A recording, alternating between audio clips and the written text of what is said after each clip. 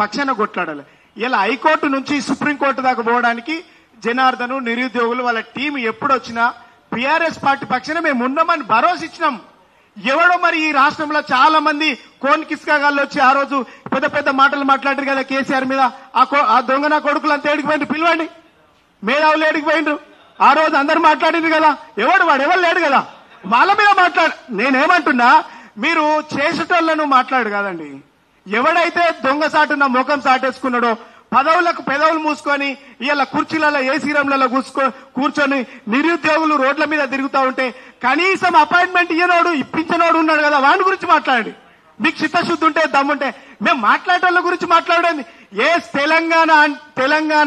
తెలంగాణకు ఈ తెలంగాణ ప్రజలకు శ్రీరామ రక్షగా అండగా ఉన్నది బీఆర్ఎస్ పార్టీ. ఎవడు మాట్లాడన్నాడు? అన్ని వర్గాల పక్షాన బీఆర్ఎస్ పార్టీ కేసీఆర్ గారు మాట్లాడిండు. ఇవాళ కూడా హైడ్రా లేకుంటే మూసి లగచర్ల సెంట్రల్ యూనివర్సిటీల పైన మాట్లాడుతుంది బీఆర్ఎస్ పార్టీ. అరే ఇలా రాష్ట్రం అంతా అల్లకోలం అవుతుంది. మరి బీజేపీ పార్టీ ఉంది, మిగిలిన రాజకీయ పార్టీలు ఉన్నాయి, ఒకటి వాటి గురించి మాట్లాడు. ఇలా తెలంగాణ ప్రజలకు శ్రీరామ రక్ష బీఆర్ఎస్ పార్టీ. కానీ చేస్తున్న వాడిని